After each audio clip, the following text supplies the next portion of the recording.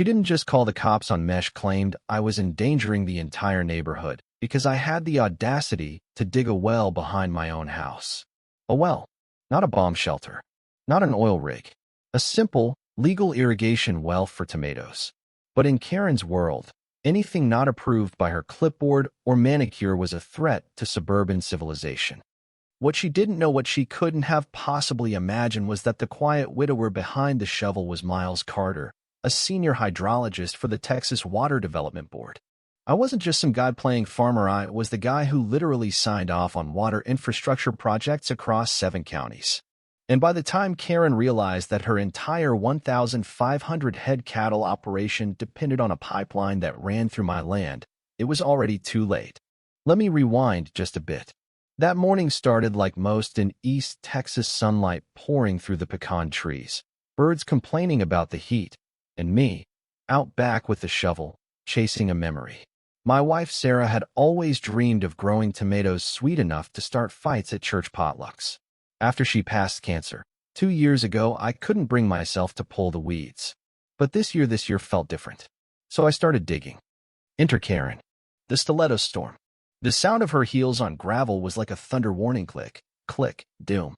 She marched across my yard like she owned it, hair coiled like a cobra, voice sharper than barbed wire. Miles Carter, what exactly do you think you're doing? She barked, hands on hips, eyes locked on the dirt like I was burying nuclear waste. I kept my tone calm. Good morning, Karen. I'm installing a legal irrigation well. Got the state permits if you'd like to take a look. I gestured toward the folder sitting on my tailgate, full of stamped approvals, department seals, and legal grace. She didn't look.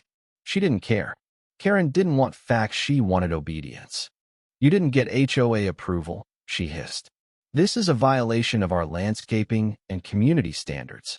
She waved her arm like Caesar condemning my tomatoes to death. I exhaled slowly. Karen, this is agricultural.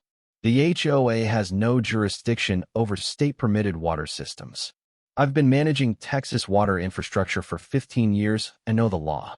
Her face twisted into something between insult and rage.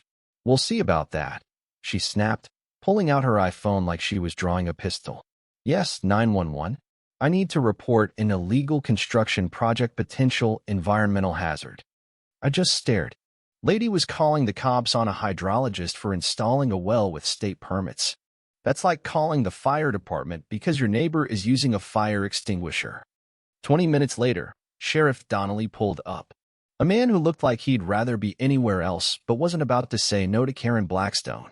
He read the permits, looked at the hole, looked at Karen. Everything's legal here, ma'am, he said. State signed off. Nothing I can do. Karen's jaw dropped. She stammered, red-faced, and stormed off with threats of HOA revenge. And buddy, she delivered. 2 days later, I got a 5-page emergency regulation packet from the HOA.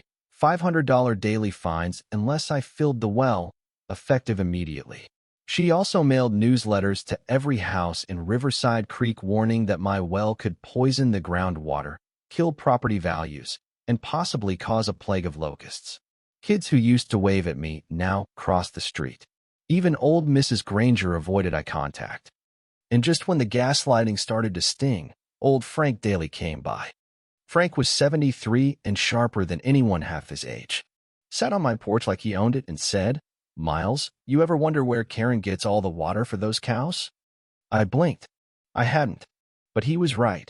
1,500 cattle don't drink off rain barrels. So I checked.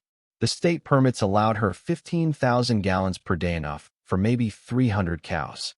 But someone was drawing over 45,000 daily. The SCADA data showed a pressure drop in a pipe running right along my property, then disappearing like a ghost into Karen's ranch. It hit me like a lightning bolt. She was siphoning water, illegally, from a pipeline that passed under my land. And the best part? I denied her permit 15 years ago. The name on the rejection? Miles Carter. She didn't refile. She just tapped the line. And for over a decade, she ran her entire cattle business off stolen water while threatening to sue me over a tomato garden.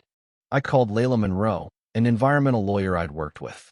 She laughed when she heard the story and offered to help pro bono. You couldn't write a better courtroom drama if you tried. she said. But I wasn't ready to drop the hammer. Not yet. Karen wasn't done, though.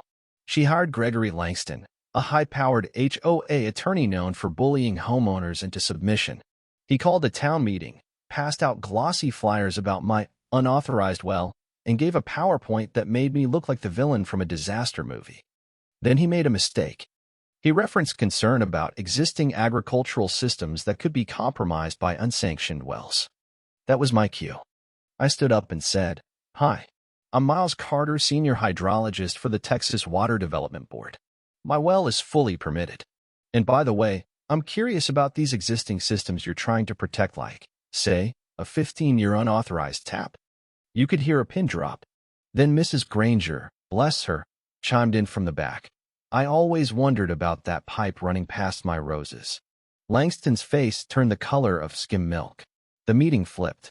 What was supposed to shame me became a community awakening. The next day, Langston offered a settlement.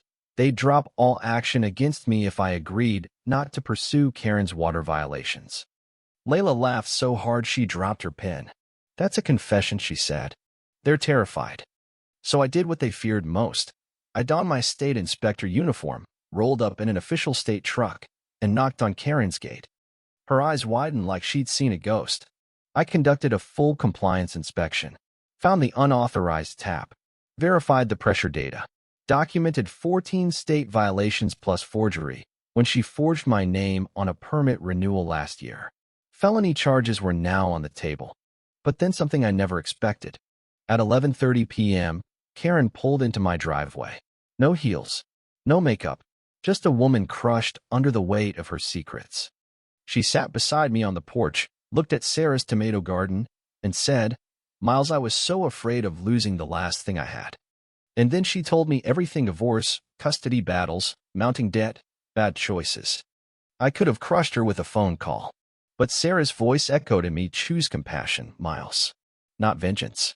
So the next morning, I opened the valve not to shut her off, but to make it legal.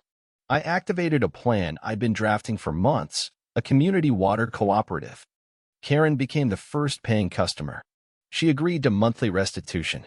I withdrew the violations before criminal charges hit.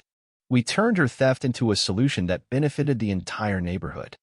At the next HOA meeting, Karen apologized publicly. In the HOA, they voted Frank Daly in as president. Sanity was restored. Now, every month, Karen mails her check to the Riverside Creek Water Cooperative. My tomatoes grow brighter than ever. And our neighborhood? Stronger than it's ever been. Sometimes, justice isn't about punishment, it's about transformation. And sometimes, the best way to win a war is to turn your enemy into an ally.